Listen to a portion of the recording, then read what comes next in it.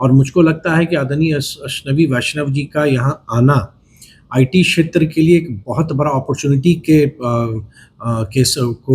के रूप में हम ले रहे हैं, क्योंकि बिहार आदरणीय मुख्यमंत्री सम्राट जी के नेतृत्व में आर्टिफिशियल इंटेलिजेंस हो या ग्लोबल कैपेबिलिटी सेंटर हो, तो उस ढंग में आईटी क्षेत्र में निवेश आकर्षित करने का हो, तो आदरणीय वैष्णव जी के आने से एक बहुत बड़ा आप कह सकते हैं कि बिहार को एक सपोर्ट मिला है। और उन्होंने ये भी आदरणीय मुख्यमंत्री जी को स्पष्ट किया कि बिहार के ऐसे कोई भी प्रस्ताव आएंगे उसमें भारत सरकार की सहमति और स्वीकृति वो देंगे।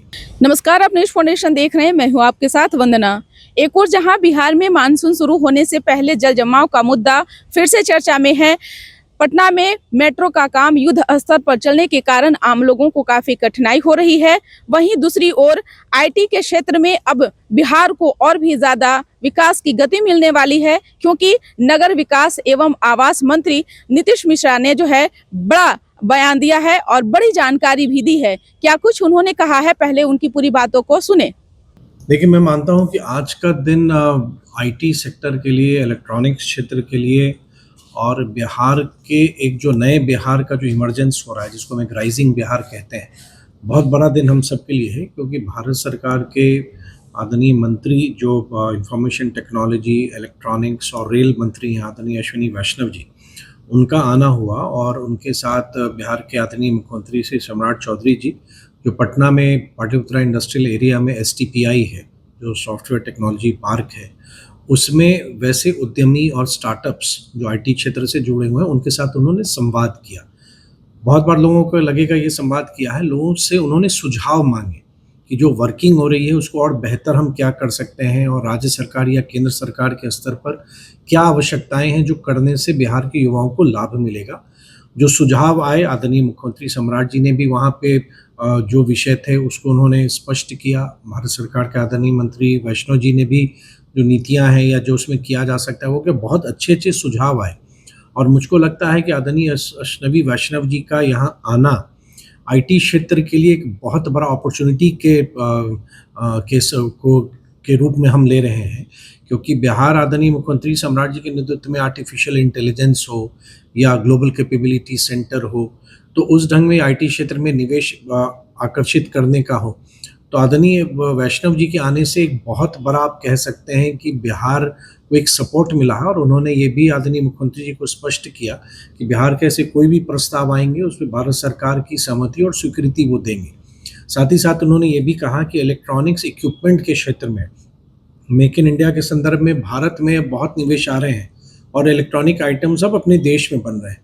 उसमें बिहार कैसे इमर्ज कर सकता है, बिहार में कैसे इन इकाइयों की स्थापना की जा सकती है, उस दिशा में भी बहुत सार्थक चर्चा हुई। निश्चित तौर पर एक सवाल भी है कि जब बिहार में मुख्यमंत्री नीतीश कुमार थे उस दौरान आप उनके कैबिनेट में उद्योग मंत्री थे और बिहार में बहुत बड़े पैमाने पर एक महासंगम जो था वो देखने को मिला था। देश विदेश के जो उद्योगपति थे वो आए हुए थे। क्या उन लकीरों को भी आगे और खींचा जाएगा बिहार में? नहीं, निश्चित तौर पर देखिए, आदरणीय मुख्यमंत्री सम्राट जी ने स्पष्ट किया है कि जैसे आप अवगत हैं कि सैटेलाइट टाउनशिप हम बना रहे हैं, तो सैटेलाइट टाउनशिप में हमको ये भी आदेश आदरणीय मुख्यमंत्री जी का प्राप्त है कि आप टाउनशिप के डेवलपमेंट के साथ साथ इंडस्ट्रियल कॉरिडोर्स भी उसी में प्लान करें, क्योंकि ये सारे टाउनशिप कनेक्टिविटी को देख के, ध्यान में रख के बनाए जा रहे हैं।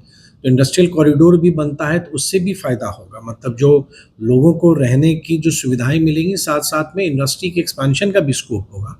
और बिहार में जहाँ तक जॉब का संदर्भ है या निवेश का संदर्भ है, 5 लाख करोड़ का टारगेट, जैसे 2024 में लगभग 1,81,000 करोड़ के MOU साइन हुए थे, इस बार का लक्ष्य है कि कम से कम 5 लाख करोड़ के MOUs या निवेश के प्रस्ताव को हम लोग प्राप्त करें। और मुझको लगता है कि राज्य सरकार पूरे संकल्प के साथ आदरणीय मुख्यमंत्री जी के नेतृत्व में इस लक्ष्य को प्राप्त करने की दिशा में काम कर रही है और मैं कॉन्फिडेंट हूँ कि इस लक्ष्य को हम प्राप्त करेंगे। अंतिम सवाल है, नीतीश मिश्रा जी जो भी जिम्मेदारी आपको दी गई है उसमें आपने बहुत बेहतरीन काम किया है, लेकिन इस बार नगर विकास आवास जो एक बहुत बड़ी चुनौती है।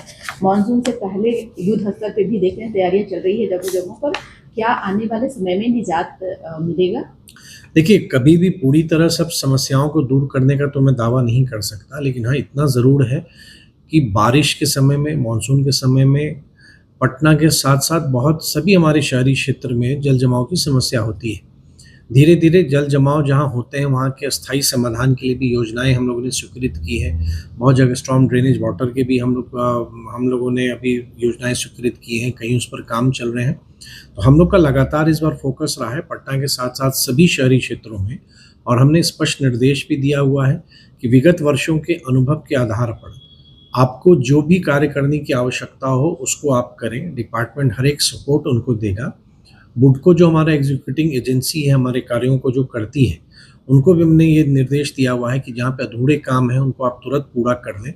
बहुत जगह आप देखेंगे कि सड़कों को कहीं ना कहीं उसको काटा गया है, कहीं काम चल रहा है, तो आम जन को असुविधा हो रही है। तो जो काम अभी मानसून में वो पूरा नहीं किया जा सकता है, तो उसको कम से कम मोटरेबल वो बना दें कि आम जन को कठिनाई नहीं हो। साथ ही साथ हमने ये भी निर्देश दिया है नगर निकायों को कि भविष्य में अगर उनको लगता है कि किसी योजना बनाने की आवश्यकता है जिससे जल जमाव का स्थायी समाधान हो सकता है, तो वो प्रस्ताव भी हमको भेजें।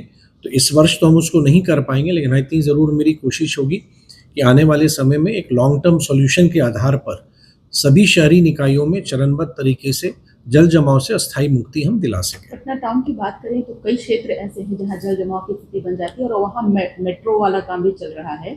क्या उस पर भी कुछ ऐसा है? नहीं, देखिए, मेट्रो के निर्माण से लोगों को असुविधा हो रही है, तो हम लोगों ने लगातार ना सिर्फ अपने नगर विकास विभाग में, बल्कि पथ निर्माण विभाग हो या पटना नगर निगम हो या बुडको हो, सबों के साथ समन्वय करके कि आम जन को असुविधा ना हो। और क्योंकि मानसून के समय में काम भी वैसा नहीं हो पाएगा। हाँ, स्वाभाविक है, जब कोई कंस्ट्रक्शन हो रहा है, जैसे पटना में मेट्रो का निर्माण हो रहा है, बहुत जगह ट्रैफिक जैम आपको मिल रहे होंगे, लोगों को थोड़ी असुविधाएं हो रही हैं, वो बात सही है।